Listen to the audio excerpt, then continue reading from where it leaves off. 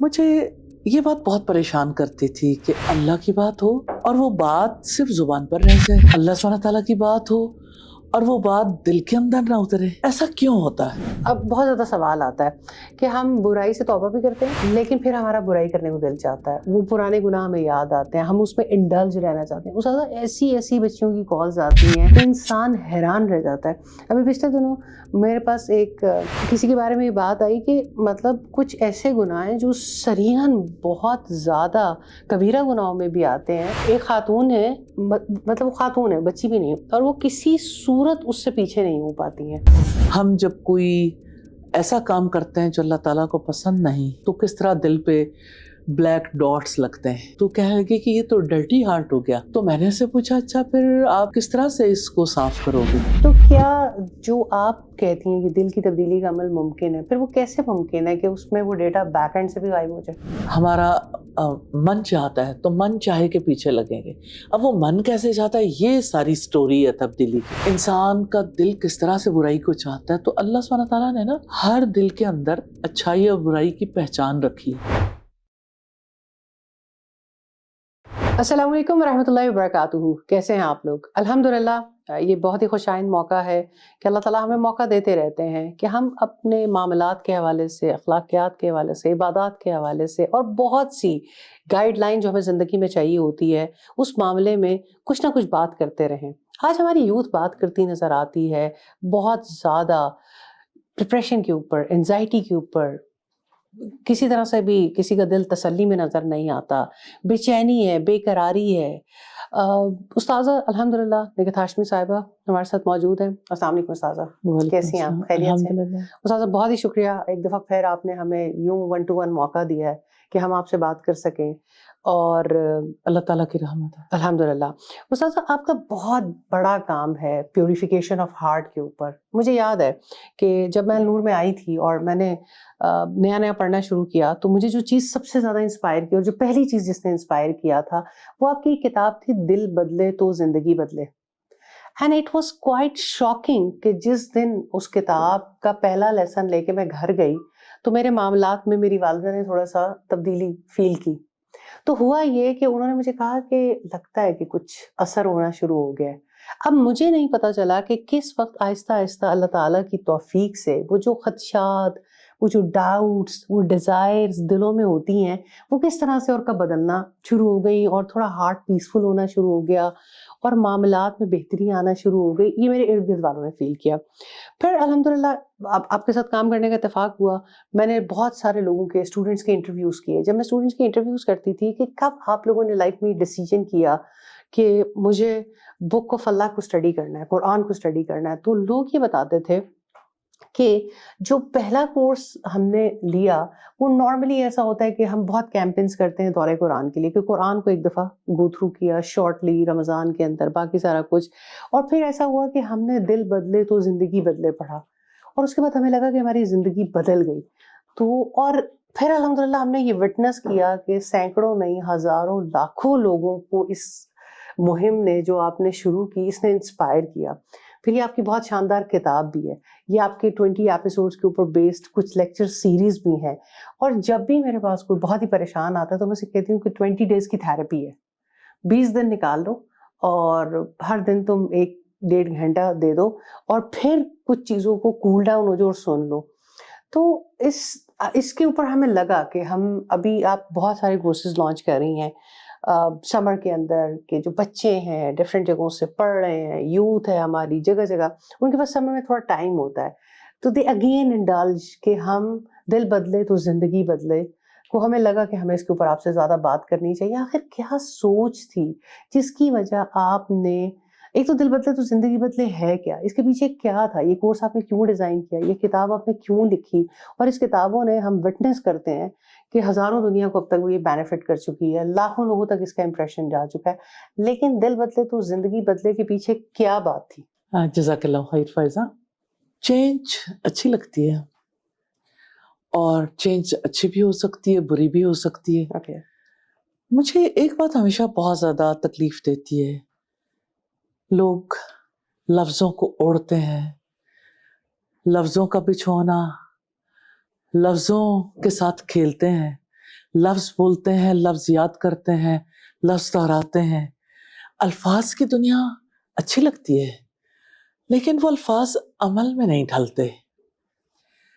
مجھے یہ بات بہت پریشان کرتی تھی کہ اللہ کی بات ہو اور وہ بات صرف زبان پر رہ جائے، اللہ سبحانہ تعالیٰ کی بات ہو اور وہ بات دل کے اندر نہ اترے. ایسا کیوں ہوتا ہے؟ میں نے اپنی لائف میں اسٹڈی بہت کیا اسے، صحیح، اور میں نے اس کے اوپر ریسرچ بھی کی اور ایک بڑے پیمانے پہ اس ریسرچ کو کنڈکٹ بھی کیا کہ رویوں میں تبدیلی کیسے آتی ہے اور رویوں میں تبدیلی کیوں نہیں آتی. پھر میں نے ہمارے بیہیویئرز کیوں بدلتے ہیں اور کیوں جی، نہیں بدلتے. اور پھر میں نے یعنی علماء اخلاق کو بھی پڑھا، میں نے ویسٹرن اسٹڈیز بھی دیکھی، بیہیویئرل سائنٹسٹ کیا کہتے ہیں، سائیکالوجسٹ کیا کہتے ہیں، اور عملی طور پر بھی دنیا میں دیکھا. تو مجھے الحمدللہ یعنی یہ فیل ہوا کہ پیوریفیکیشن کی ضرورت ہے، کیونکہ جب دل پیور ہو جاتا ہے نا انسان کامیاب ہو جاتا ہے. اور اس کا ثبوت قرآن مجید کی یہ آیت ہے کہ الا من اتى اللہ بقلب سلیم، مگر جو اللہ کے پاس سلامت دل لے کے آیا. تو دل سلامت نہیں ہے نا، کہیں دل میں ڈیزائرز ہیں، کہیں ڈاؤٹس ہیں، کہیں اخلاقی بیماریاں، حسد، کینہ، بغض، خود پرستی ہے اور پھر کتنا کچھ. تو اس کی وجہ سے آپ کا دل اپنی نیچرل سٹیٹ میں نہیں رہتا. اس لیے اس دل کو پاک کرنے کی ضرورت ہے. جیسے گھر کی صفائی کی ضرورت ہوتی ہے، جیسے جی انسان کو باطنی صفائی کی، اس کی ایکسٹرنل بلکہ باڈی. بڑا انٹرسٹنگ ہے.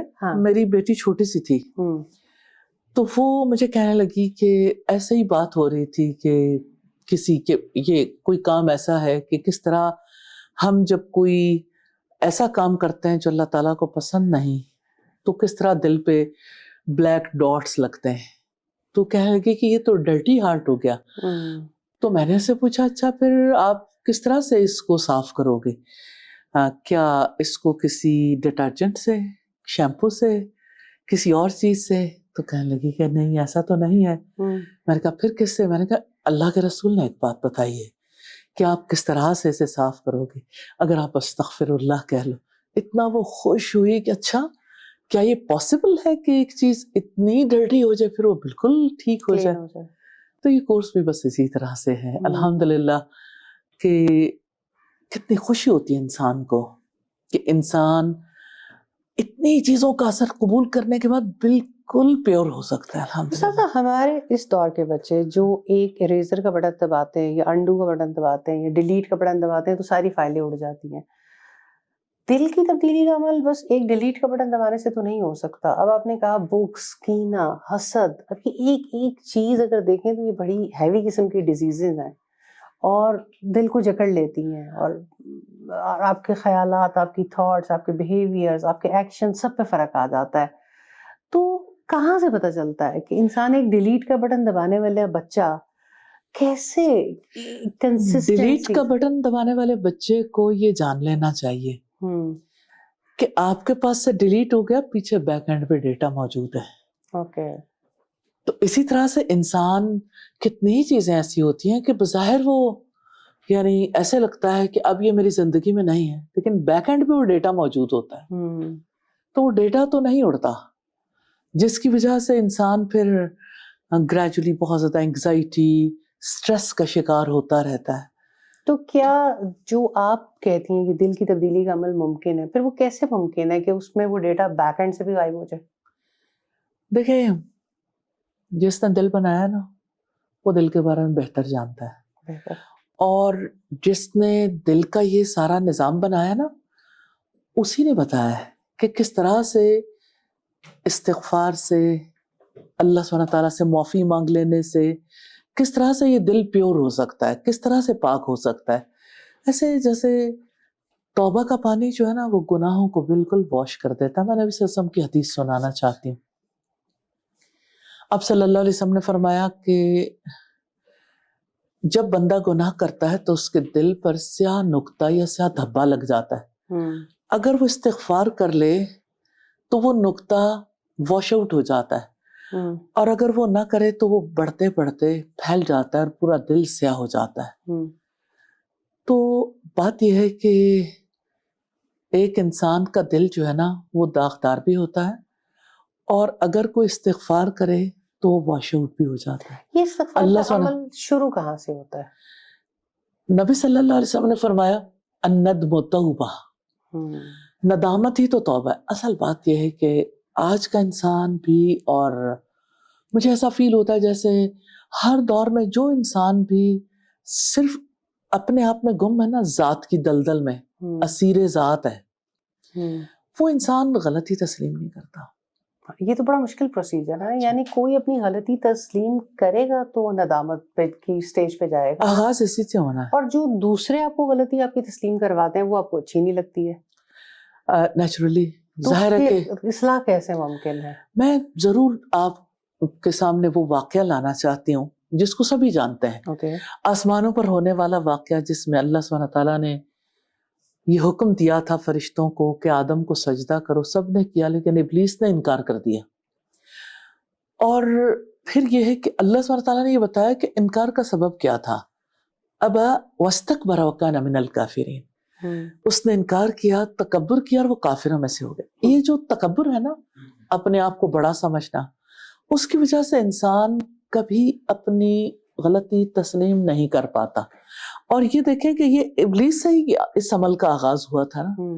اور بالکل ایٹ دا سیم ٹائم اللہ سبحانہ تعالیٰ نے جب آدم علیہ السلام کو جنت میں بسا دیا، حضرت حوا بھی تھی، پھر شیطان نے جیسے جیلسی میں آ کے انہیں بہکایا، غلطی ان سے بھی ہوئی. ایک ہی وقت میں غلطی ابلیس سے بھی ہوئی، غلطی آدم علیہ السلام سے بھی. انہوں نے یعنی ابلیس نے تکبر کیا، اور آدم علیہ السلام کو اللہ سبحانہ تعالیٰ نے توبہ کے کلمات سکھا دیے. اور قرآن یہ کہتا ہے قالا، ان دونوں نے کہا ربنا ظلمنا انفسنا وَإِن لَّمْ تَغْفِرْ لَنَا وَتَرْحَمْنَا لَنَكُونَنَّ مِنَ الْخَاسِرِينَ، کہ اے ہمارے رب، ہم نے اپنی جانوں پر ظلم کیا ہے، اگر تو نے ہمیں معاف نہ کیا، اگر تو نے ہم پر رحم نہ کیا تو ہم ضرور خسارہ پانے والوں میں سے ہو جائیں گے، یعنی ٹوٹل لاس میں چلے جائیں گے. تو یہ جو استغفار ہے نا، یہ اللہ سبحانہ تعالیٰ سے توبہ کرنا ہے، اپنے گناہوں کا اعتراف کر لینا ہے. یہ اعتراف انسان کو ایک اور سٹیٹ میں لے جاتا ہے جس کی وجہ سے تبدیلی کا آغاز ہوتا ہے. استاد آپ کی بات بالکل درست ہے، لیکن ایک ایسا انسان اور ایک ہماری ایسی یوتھ یا کوئی بھی فرد، خواہ وہ مرد ہو، عورت ہو، کوئی بھی ہو، اگر ہم اپنا لائف سٹائل دیکھیں، تکبر تو ہمیں اپنے لائف سٹائل میں ہر طرح سکھا دیا گیا ہے، لباس میں. اصل میں لوگ اسے تکبر نہیں کہتے نا، اس لیے بہت اچھا لگتا ہے. سیلف لو، یا مطلب کہاں انسان یہ محسوس کرے کہ میں سیلف لو میں مبتلا ہو رہا ہوں، یا یہ چیز. دیکھیں سیلف لو کو تو سبھی لوگ پازیٹیو سمجھتے ہیں نا، میں کوئی سیلف لو کے خلاف نہیں ہاں. سیلف لو کی بھی ایک باؤنڈری ہے نا، کہ آپ کو اپنی ذات کے بارے میں اتنا تو کانشیس ہونا چاہیے. اللہ سبحانہ تعالیٰ کی عطا ہے، اللہ تعالیٰ کی دی ہوئی کتنی بڑی بلیسنگ ہے جس کی وجہ سے آپ زندہ ہیں. یہ آپ کی سیلف ہے نا جس کو آپ آگ سے بچانا چاہتے ہو. اگر آپ کو اپنی ذات سے تعلق ہی نہیں ہے، بے تعلقی، تو آپ اپنے آپ کو کیسے بچاؤ گے؟ آپ جنت کے گھر میں جانے کی کوشش کیسے کرو گے؟ آپ وہ اسٹرگل ہی نہیں کر سکتے. کوالٹی آف لائف کا تصور تو ہے. جی، کوالٹی آف لائف آپ کی کوالٹی آف تھاٹ سے بھی آئے گی، پیوریفیکیشن آف ہارٹ سے بھی انکریز کرے گی. دیکھیں آپ کون سی چیز ہے جو امپیور چاہتے ہیں؟ آپ دودھ کو امپیور پسند کریں گے، یا آپ کھانے کو کریں گے، یا آپ دیکھیں جس کے سامنے دودھ رکھیں گے اور جنک فوڈ رکھیں گے تو وہ کیا پریفر کرے گا؟ دیکھیں میں صرف امپیورٹی کی بات کر رہی ہوں. دو چیزوں میں سے سلیکٹ کیا کرے گا؟ ظاہر ہے کہ دودھ کا اس کا کمپیریزن ہی نہیں ہے. لیکن امپیورٹی تو کوئی بھی پسند نہیں کرتا نا. اب دیکھیں محبتوں میں کوئی ملاوٹ پسند کرتا ہے؟ کون چاہتا ہے مجھے کوئی دھوکہ دے دے؟ کون یہ چاہتا ہے کہ میرے ساتھ کوئی برا معاملہ کر لے؟ ہر ایک یہ چاہتا ہے جو تعلق رکھے خالص ہو کے تعلق رکھے. خالص تعلق تو ملتا نہیں، پیورٹی تو انسان کو چاہیے.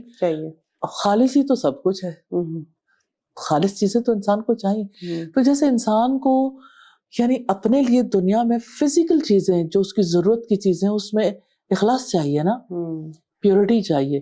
اللہ سبحانہ تعالیٰ کو بھی ہماری طرف سے جو چیز مطلوب ہے نا، وہ پیورٹی آف ہارٹ اور پیورٹی آف تھاٹ ہے. اور یہ دیکھ لیں کہ تبدیلی کا آغاز جو ہے نا یہ ہمارے تھاٹ سے ہوتا ہے. جب تک ہماری تھاٹ نہیں بدلتی اس وقت تک ہمارے ہارٹ میں بھی یعنی ہمارا دل بھی اس اثر کو قبول نہیں کرتا. اگر انسان کو گناہ محسوس ہی نہ ہو، یعنی وہ یہ والی سٹیج ہی نہیں آ رہی ہے اور وہ ان گناہوں سے محبت کرتا ہے، تو پھر وہ کون سی سٹیج ہے دل کی کہ انسان کو برائی نہیں لگ رہی؟ اور یہ والی بات ٹھیک تو نہیں ہے کہ برائی نہ لگے. اچھا آپ کو لگتا ہے جو رسول اللہ سے کسی نے پوچھا، جی نبی صلی اللہ علیہ وسلم سے کسی نے سوال کیا گناہ کیا ہے؟ آپ نے فرمایا ما حق فی صدرک، جو تیرے دل میں کھٹک جائے. لیکن بہت ساری چیزیں تو لوگوں کو کھٹک ہی نہیں رہی ہے. کھٹکتی ہے پتہ تو سب کو ہے. اب دیکھیں جتنے کوسچنز ہم سے کیے جاتے ہیں، ایک شخص 1000 بار سوال کرے گا.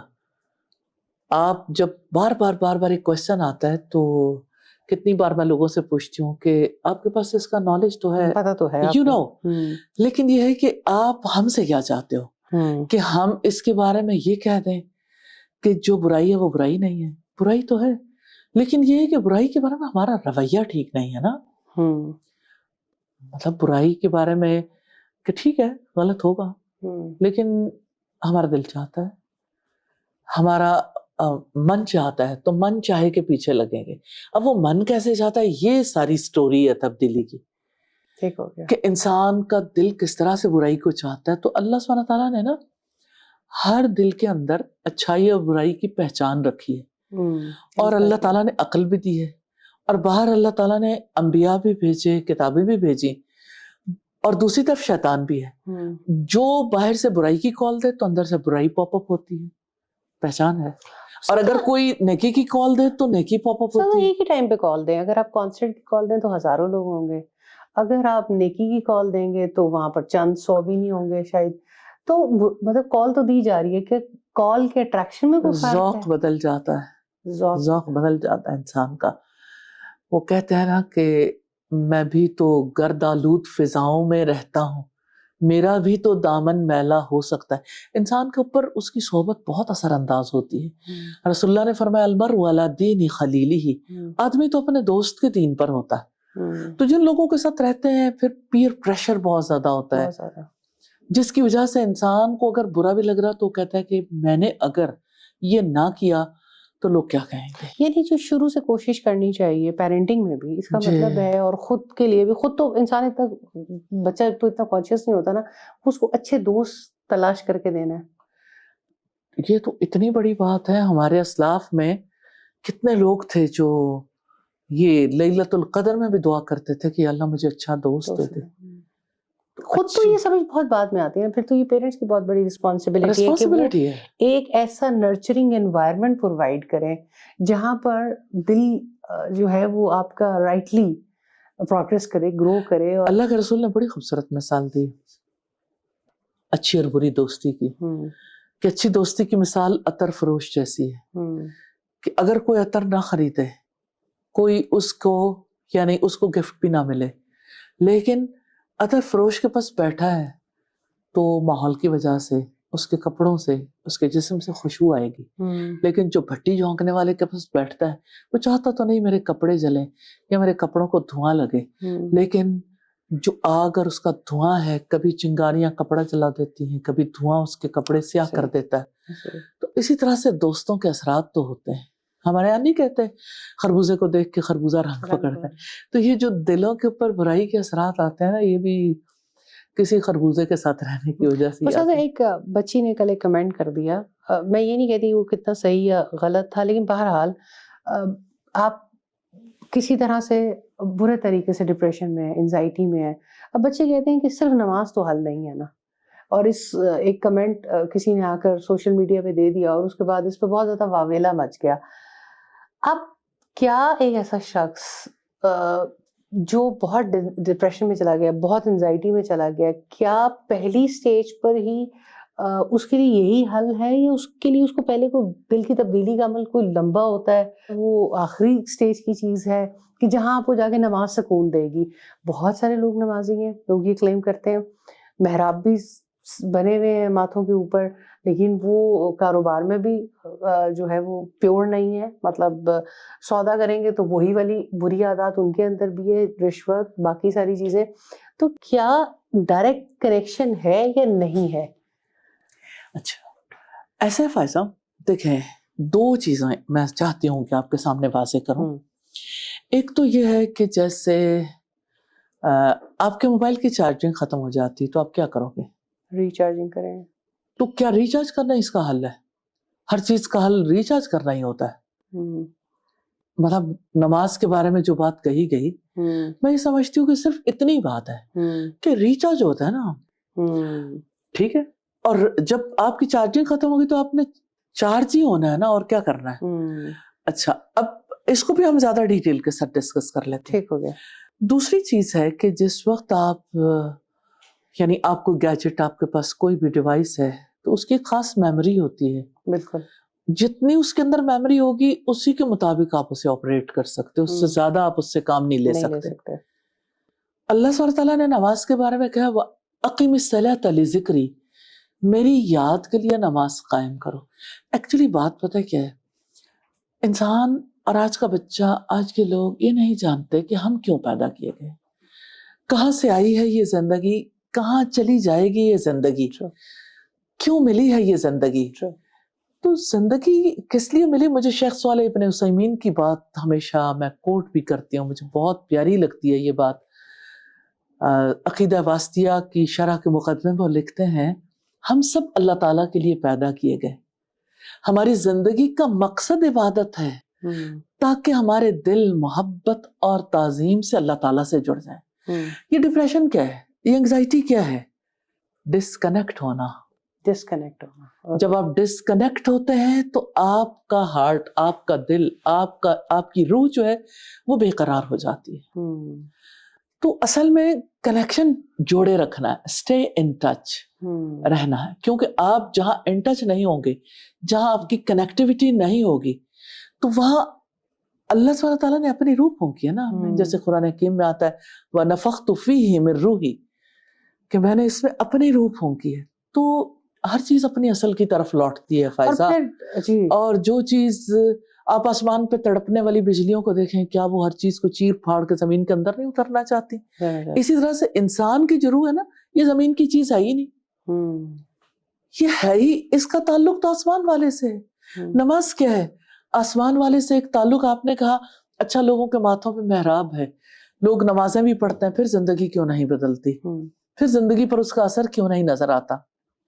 لیکن سم ٹائمز ایسا ہوتا ہے، میں کسی کی نماز پر بات نہیں کرنا چاہتی، لیکن میں نمازیوں کی بھی قسمیں، حافظ ابن قیم نے 5 قسمیں بتائی ہیں نمازیوں کی، جس میں سے جو سب سے لوئسٹ ہے نا، مشغول عن الوساوس، کہ جو وسوسوں میں پورے طریقے سے گھرا رہتا ہے. وہ نماز پڑھتا ہے لیکن سارا وقت اور ہی ادھیڑ بن کر کے آ جاتا ہے. تو اس کی زندگی پر اس کا کیا اثر ہوگا کہ جہاں پر وہ اللہ سبحانہ تعالیٰ کے سامنے کھڑے ہو کے جس دنیا سے ڈسکنیکٹ ہوا، وہ دنیا ہی یاد کر کے چلا آتا ہے. تو ظاہر ہے اس کی روح کو تو کچھ اور چاہیے تھا. آپ کو جو غذا چاہیے، آپ کو مطلوبہ غذا نہیں ملتی. بچے ہیں، بچے فوڈ ڈیفیشنٹ ہو جاتے ہیں، ان کو پوری طرح سے غذائی مواد نہیں ملتا، تو نیچرلی ان کی فرق آتا ہے نا. بڑے بھی جس وقت ان کو پراپرلی فوڈ نہیں ملتی تو نیچرلی ایک ڈفرنس تو ہوتا ہے نا زندگی پر. اسی طرح سے ہماری روح کو بھی جب فوڈ نہیں ملتی تو زندگی پر فرق آتا ہے. تو ہمیں ضرور دیکھنا ہے ہم پیدا کیوں کیے گئے، کھانے پینے کے لیے. تو لوگوں نے سمجھا، عمر خیام نے کہا eat drink and be merry tomorrow we may die، کہ کھا لو پی لو جی لو. آج کتنے ہماری ایڈز ایسی بنائی گئی کہ آپ کھا لے پی لے جی لے. بہت ساری لائف ایسے نظر آتی ہے، بس کھا لے پی لے اور جی لے.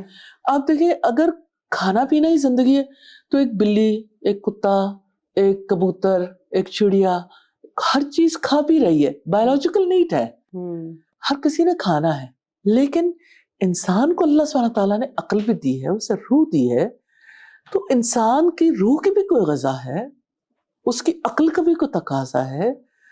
تو روح کی غذا نہیں ملے گی تو روح کیا کرے گی؟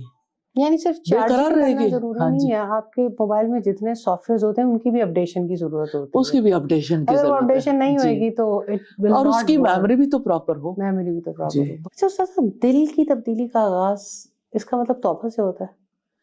جی بالکل. یا اس سے پہلے ریئلائزیشن؟ دیکھیں توبہ ریئلائزیشن کا نتیجہ ہے نا, اور ندامت نہ ہو تو توبہ نہیں ہوتی.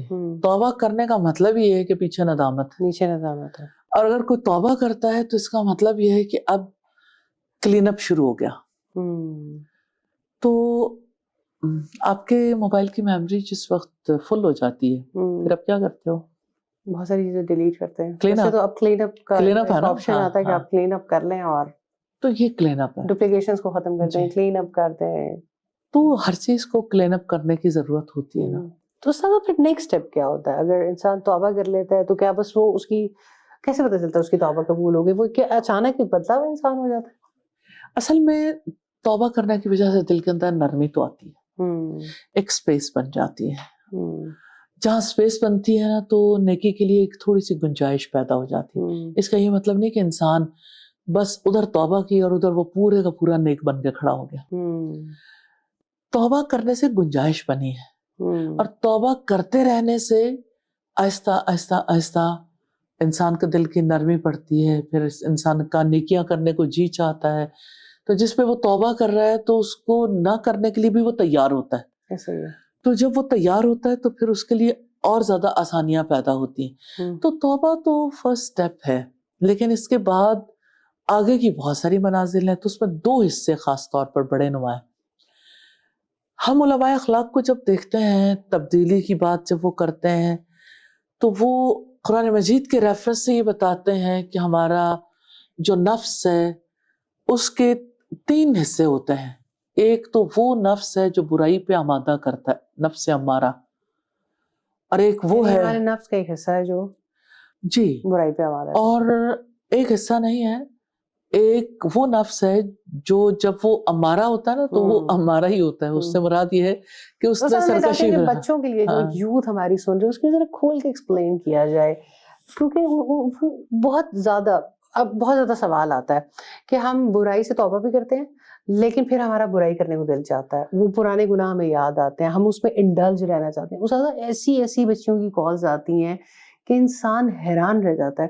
ابھی پچھلے دنوں میرے پاس ایک کسی کے بارے میں یہ بات آئی کہ مطلب کچھ ایسے گناہ ہیں جو صریحاً بہت زیادہ کبیرہ گناہوں میں بھی آتے ہیں, اور ایک خاتون ہے, مطلب وہ خاتون ہے, بچی بھی نہیں, اور وہ کسی صورت اس سے پیچھے نہیں ہو پاتی ہیں اور بدلنا چاہتی ہیں, توبہ بھی کرتی ہیں, پھر کچھ عرصے کے بعد اسی میں واپس اسی میں انڈلج ہو جاتی ہیں, پھر توبہ کرتی ہیں, پھر اسی میں انڈلج ہو جاتی ہیں. تو یہ توبہ کے بعد جو ری انڈلج ہو رہا ہے انسان, میں یہی بتانا چاہتی تھی آپ کو کہ ایک طرف تو وہ سٹیج ہوتی ہے نا جہاں نیکی کی بات آتی نہیں ہے, یہ سرکشی کی سٹیج ہے نا, نفس ہمارا ہے. دوسری طرف وہ ہوتا ہے کہ جہاں پہ انسان برائی کر بیٹھتا ہے پھر نفس ملامت کرتا ہے, ملامت گر نفس سے لوامہ ہے. اور تیسری سٹیج ایسی آتی ہے جہاں پیور ہو جاتا ہے انسان, نفس مطمئنہ. تو یہ ایک سفر ہے نفس امارہ سے نفس مطمئنہ تک. اب یہ کہ جب ایک انسان نے توبہ کی تو اب اس نے ایک گناہ سے توبہ کیا اور ہزاروں برائیاں اس کے اندر موجود ہیں. اب جو ہزاروں برائیاں وہ اس کے اوپر حاوی آتی, اسے سمجھ نہیں آتی کہ میں کیا کروں, کہ میں نے توبہ بھی کی ہے لیکن پھر یہ ہے کہ وہ چیزیں اس کے اوپر حاوی آتی ہیں. کیفیت ایسی ہوتی ہے کہ انسان کو ایسا لگتا ہے میں کسی جنگل میں ہوں, جس جنگل میں یعنی درندے ہیں, شکاری جو ہے وہ جانور ہیں, اور ہر طرف سے جو ہے وہ اس کی جان خطرے میں. اگر آپ کسی صریحاً ایسی برائی میں ہیں, سوری میں آپ کی بات کاٹ رہی ہوں, تو کیا اس کو چھوڑنے کے ساتھ آپ کو اپنا پورا ماحول تبدیل کیے وغیرہ بدل نہیں سکتے؟ دیکھیں توبہ کرنے والے کے لیے اللہ سبحانہ تعالیٰ گنجائش نکالتے ہیں. کبھی کبھی ایسا ہو جاتا ہے کہ انسان کسی برائی میں جب اتنا زیادہ ملوث ہو جائے اور اس کے ارد گرد دوستوں کی کمپنی ایسی ہے, وہ دعا ضرور کرے, وہ اپنی طرف سے کوشش کرے, لیکن ایسا ہوتا ہے کہ اس کمپنی کے اندر رہتے ہوئے وہ کبھی پیچھے نہیں ہٹ سکتا. کیونکہ آپ دیکھیں شرابی شراب چھوڑتا ہے لیکن جو اس کی کمپنی ہے نا جو پینے والے ہیں وہ کبھی اسے ہٹنے نہیں دیتے. اچھا نیکی کے راستے پہ چلانے والے شاید اتنا زیادہ لوگوں کا پیچھا نہیں کرتے کہ ضرور کوئی نیکی کے راستے پہ گامزن رہے, اور برائی کے راستے پہ چلنے والے جیسے زانیوں کا معاملہ ہے, شرابیوں کا معاملہ ہے, یا اسی طرح سے کسی بھی برائی میں آپ جو انڈلج ہیں, ڈرگز لینے والوں کو دیکھیں کہاں سے ڈرگز چھوڑ سکتے ہیں, کمپنی چھوڑنا نہیں دیتی. آپ کو یاد نہیں ڈی ایچ اے لاہور میں یعنی ایک اسکول میں, بڑا ریناؤنڈ اسکول ہے, جہاں پر یہ واقعہ ہوا کہ ایک بچی جو نہیں نشے میں انوالو ہونا چاہتی تھی تو کس طرح سے مل کے لڑکوں لڑکیوں نے اسے پیٹا تھا, اور کس طرح سے اس کے لیے یعنی جینا دوپہر کر دیا گیا تھا. تو یہ تو گھر گھر کی کہانی ہے کہ جو, اور یہ ہماری سوسائٹی کی کہانی ہے, اور ہر انسانی زندگی میں یہ ہر جگہ پہ ہوتا ہے. یعنی اس کو توبہ کرنے کے بعد سب سے پہلے اپنی کمپنی بھی بدلنی چاہیے. کمپنی کے بارے میں اس کو ضرور سوچنا ہے, اچھے لوگوں کی صحبت اختیار کرنا بہت ضروری, کہ اپنا وقت جو ہے وہ اور لوگوں کے درمیان وہ اسے بسر کرنا چاہیے جو نیک ہوں, نیک مجالس میں جانا چاہیے. میں ایک واقعہ ضرور سنانا چاہتی ہوں. ایک شخص بنی اسرائیل میں سے جس نے 99 قتل کیے تھے, وہ ایک پادری کے پاس آیا اور اس سے کہا کہ میں چاہتا ہوں کہ میں توبہ کر لوں, کیا 99 قتل پر مجھے معافی مل سکتی ہے؟ اس نے کہا بالکل نہیں. اس نے کہا اچھا چلو مجھے تو معافی نہیں ملنی تو میں تجھے بھی نہیں چھوڑوں گا. اس نے پادری کو قتل کیا اور چلا گیا, لیکن پھر اس کے اندر سے وہ یعنی ایک پکار اس کے اندر سے اٹھے اور اسے سمجھ نہیں آتی تھی کہ اب کیا کروں. تو اس نے پھر جا کے تو ایک پادری سے پوچھا کہ آپ بتاؤ کہ کیا میرے لیے معافی کی کوئی گنجائش ہے؟ تو اس نے کہا کہ ایسا کرو, برے لوگوں کی بستی کو چھوڑ دو. وہ بستی چھوڑ کے نکلا, راستے میں موت کے فرشتے آ گئے, نیک روح کو سلب کرنے والے بھی اور بری روح کو سلب کرنے والے بھی.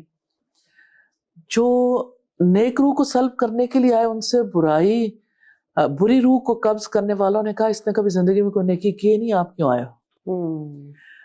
انہوں نے کہا کہ اس نے توبہ کر لی ہے, اور یہ ان کے درمیان مکالمہ جاری تھا, کوئی فیصلہ نہیں ہو رہا تھا. تو اللہ سبحانہ تعالیٰ نے ان کے اندر یہ بات ڈالی کہ زمین ناپ لو, جس طرف کی زمین جو ہے وہ کم ہے وہی اس کی منزل ہے, اسے اسی طرف شمار کیا جائے. اور ہم دیکھیں کہ ایک روح نکل رہی ہے اور وہ اپنے آپ کو اٹھا کے اس ایریا کی طرف ڈال رہا ہے جس طرف وہ نیک لوگوں کی کمپنی میں جا رہا تھا, نیک لوگوں کی بستی میں جا رہا تھا.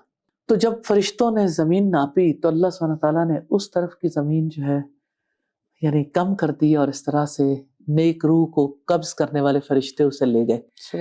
تو آپ دیکھیں کہ اللہ سبحانہ تعالیٰ کتنا مہربان ہے, توبہ کو کتنا زیادہ یعنی ویلیو کرتا ہے. اور لیکن اس کے بعد یہ بھی دلیل ہے کہ آپ کو اپنی کمپینین شپ بھی بدلنی پڑتی ہے, اپنا انوائرمنٹ بھی چینج کرنا پڑتا ہے, ورنہ آپ نیکی کے اوپر ٹھہر نہیں پاتے ہیں.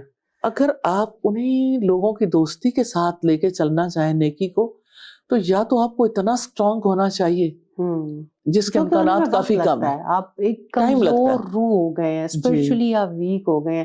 اب اسپرچولی اگر آپ نے اسٹرینتھ پکڑنی ہے تو آپ کو وہ برائی کے ماحول میں تو نہیں, برائی کے ماحول میں نہیں آپ پکڑ سکتے. اور اللہ کی محبت میں انسان کے کیسے اضافہ ہو سکتا ہے, کیونکہ یہ محبت بھی کوئی ایک دن کا معاملہ نہیں ہے, سیکھنے کا معاملہ ہے. یہ بس انسان اللہ کی محبت میں جس شدت کے بارے میں کہا جاتا ہے وہ شدید ہو جاتا ہے کہ اس کی محبت میں کچھ بھی اختیار کر لے, کچھ بھی چھوڑ لے.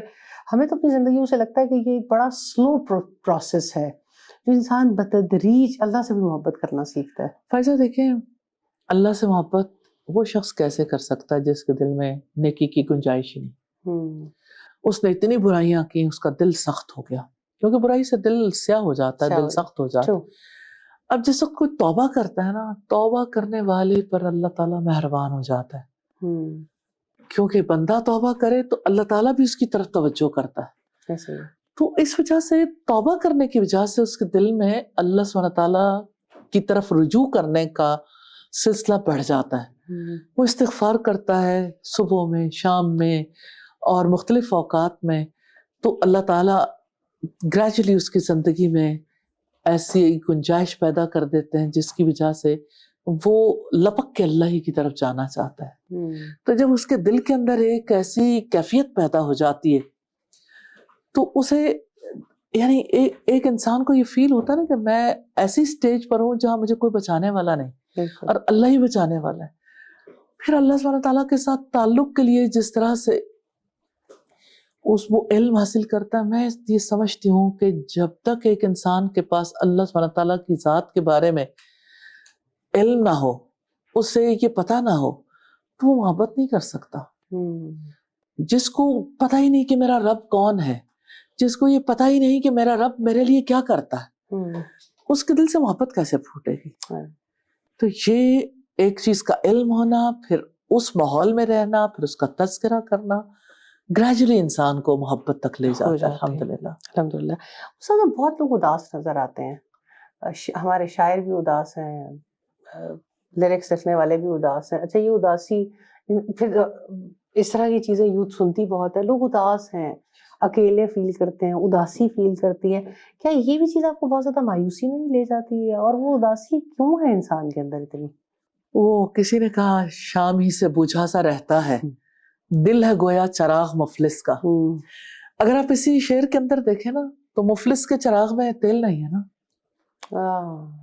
اور ظاہر ہے کہ اس چراغ نے بجھنا ہی ہے۔ تو جس دل کے اندر نیکی کی گنجائش نہیں، اللہ سبحانہ تعالیٰ سے محبت نہیں، کوئی تعلق نہیں، تو نیچرلی جب انسان یعنی بجھا ہوا دیا بن جاتا ہے تو اداسی اور مایوسی اور گھبراہٹ اور سٹریس اور انگزائٹی، یہ سب کچھ تو آتا ہی ہے۔ میں بہت لوگوں کو دیکھا ہے، وہ قرآن کے طالب علم بھی ہوتے ہیں، یہ ان تعلیمات کو بھی حاصل کرتے ہیں، لیکن وہ جو اپنے اندر وہ چراغ جل جانا ہے نا، اس کو وہ نہیں جل پا رہا ہوتا، اور جس کے بعد انسان کی اللہ تعالیٰ سے ایک محبت، ایک لو لگ جائے اور اس کو لگے کہ مطلب زندگی بہت خوبصورت ہے۔ مجھے ایسا لگتا ہے زندگی میں کرنے کے لیے بہت کچھ ہے، جتنے بھی چیلنجز ہوں، جتنے بھی معاملات ہوں، لیکن لوگ ثبات کا شکار، مطلب ثبات نہیں ہوتا ان میں، کبھی اس پلڑے میں گر جاتے ہیں، کبھی اس پلڑے میں گر جاتے ہیں، کبھی یہ ایکسپیریمنٹ لائف میں کرنا چاہتے ہیں۔ ایسا کیوں ہوتا ہے؟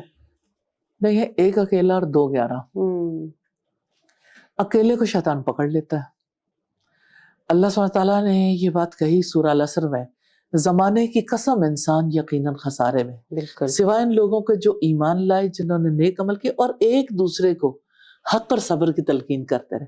تو اس کا مطلب یہ ہے کہ ہر انسان کو سہارا تو چاہیے نا، ہر انسان کو ایک تعلق چاہیے، انسان ہے نا، انس چاہتا ہے، تو انسان اس انس کے لیے یہ ضرور دیکھ لے کہ میری انسیت کس کے ساتھ ہے۔ اگر کسی اچھے انسان کے ساتھ ہوگی تو اسے نیکی کے راستے کی طرف توجہ دلائے گا، رغبت دلائے گا، اسے پھسلنے نہیں دے گا، گرنے نہیں دے گا، اس کو تسلی دے گا، اس کی کاؤنسلنگ کرے گا، اس کو ساتھ لے کے چلے گا۔ تو اس حوالے سے اگر آپ دیکھیں تو زیادہ گرنا یا پھسلنا یا پھر لوٹ آنا یہ اسی وجہ سے ہوتا ہے کہ جب انسان اکیلا رہ جائے۔ تو ایک تو یہ کہ دین جو ہے نا وہ اس انڈیویجویلٹی کا قائل نہیں، اس انڈیویجویلٹی، تو اس لیے اجتماعی زندگی گزارنی چاہیے، سوشلائز کرنی چاہیے اور اچھے لوگوں کے ساتھ۔ نبی صلی اللہ علیہ وسلم نے فرمایا مومن الفت کرتا ہے اور اس سے الفت کی جاتی ہے، تو آپس میں اچھے لوگوں کا ساتھ انسان کو بہت فائدہ دیتا ہے، نیکی کی مجالس بہت فائدہ دیتی ہیں، صدقہ کرنا بہت فائدہ دیتا ہے۔ کلین سوچ کا سیدھا ہونا ان سارے معاملات میں پھر بھی ضروری ہے۔ سب سے پہلی بات تو یہی کے ساتھ بھی ہوتے ہیں، سم ٹائم آپ نیکی کی مجالس میں بھی جا رہے ہوتے ہیں، سم ٹائم آپ، لیکن اس کے باوجود آپ کی سوچ ہی سیدھی نہیں ہے۔ سوچ سیدھے نہ ہونے کا سبب کیا ہے؟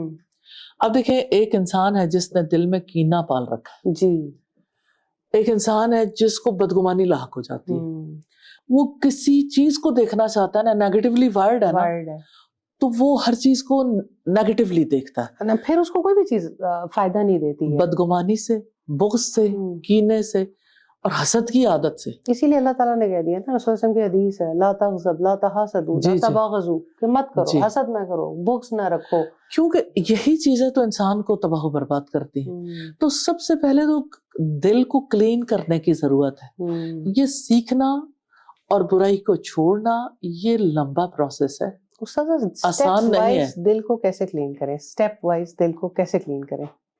یہ میں آج پھر دہرانا چاہوں گی، توبہ کے بعد نماز کی پابندی۔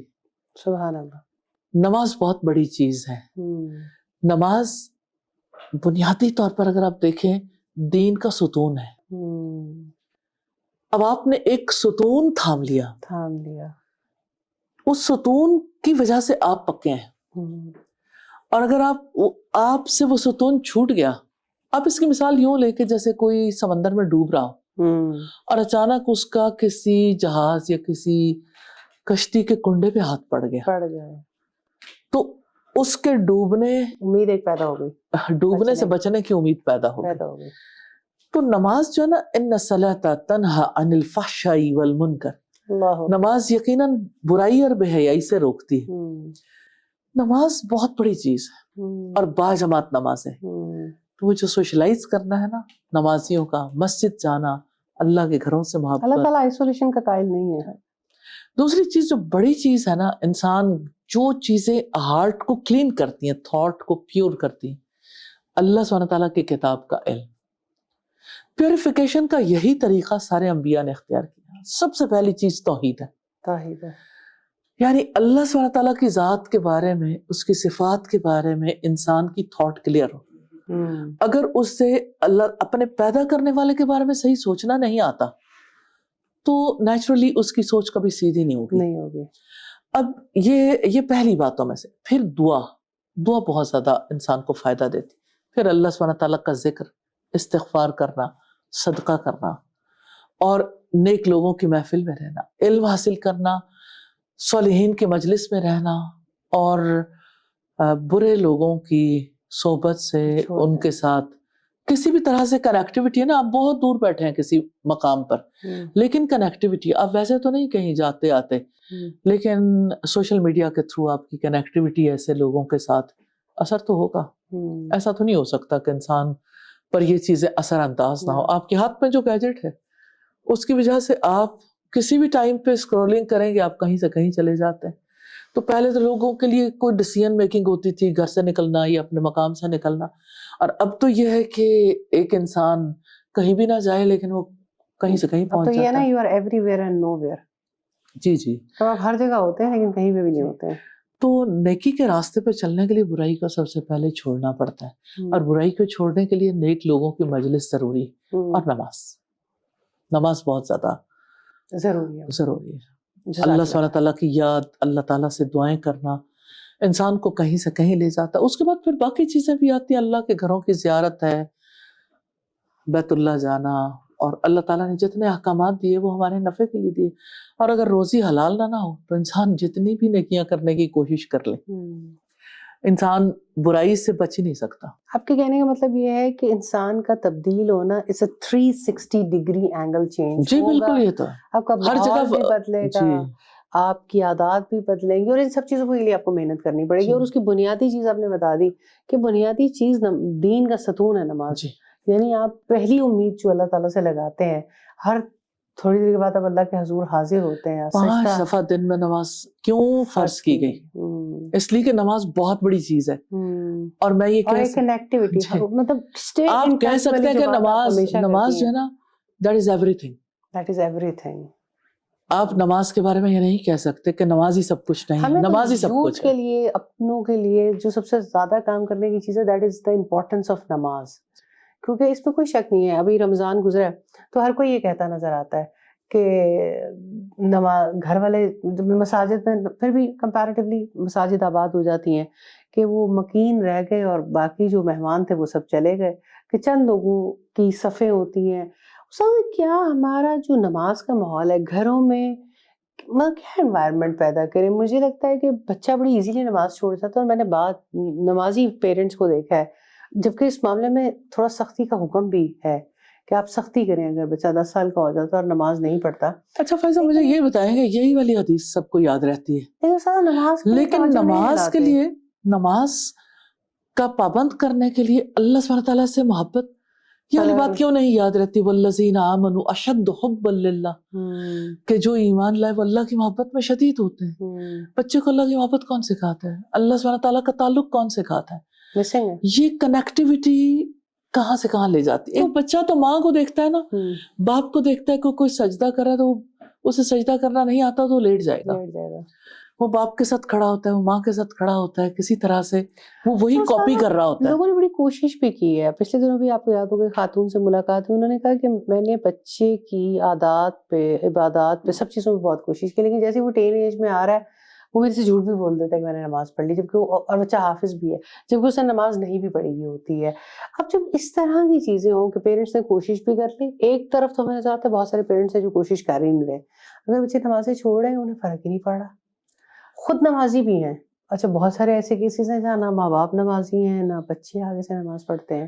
ایسی ماؤں سے ضرور سوال کرنا چاہیے، آپ نماز کیوں پڑھتے ہیں؟ کس کے لیے نماز پڑھتے کس ہیں؟ کے لیے پڑھتے ہیں؟ اگر ماں کو سمجھ ہے نا تو پھر اس سے سوال کرنا چاہیے، آپ نے اپنے بچے کو یہ باتیں کب کب سمجھائی تھی؟ آپ تو صرف یہ کہتے ہو نماز پڑھ لی. اچھا، اس کو یہ نہیں پتا کہ میں نے کیوں پڑھنی ہے، اس کو یہ لگتا ہے کہ میرے اوپر یہ پریشر ہے.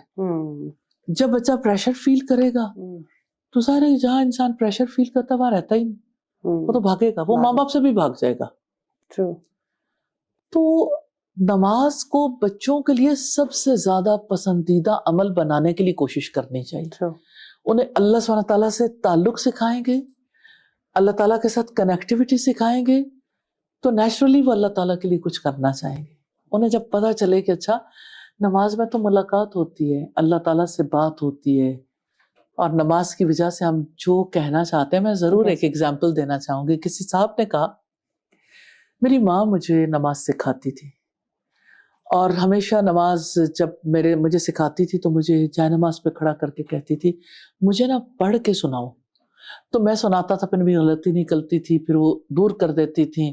کرتے کرتے میری نماز ٹھیک ہو گئی. جب میری نماز بالکل ٹھیک ہو گئی، کہنے لگے بیٹا پہلے تو آپ مجھے سناتے تھے نا، اب تو نے نا اللہ پاک کو یہ بات سنانی ہے. تو میں نے تجھے اس لیے نماز سکھائی ہے کہ تم یہ نماز اللہ تعالیٰ کو سنا سکو. تو آپ یہ دیکھیں کہ ایک سادہ سی ماں جو ہے وہ اپنے بچوں کو کتنا پیارا میسج دے گی کہ آپ اپنی ماں کو سناتے ہو، اب آپ نے اللہ تعالیٰ کو سنانا. پھر جب بچہ اور بڑا ہوتا ہے تو پھر یعنی نماز کو جو کچھ وہ کہہ رہا ہوتا ہے، اگر اسے پتا چلے میں کس سے کہہ رہا ہوں اور میں کیوں کہہ رہا ہوں، میں نے ہاتھ کیوں باندھے، میں رکوع میں کیوں گیا، میں نے رکوع میں کیا کہا، میں نے سجدے میں کیا اللہ کے رسول صلی اللہ علیہ وسلم نے صحابہ کرام کو ایسے نماز سکھائی تھی جیسے ہماری ماں سکھاتی. رسول اللہ کی نمازوں میں کیا تھا؟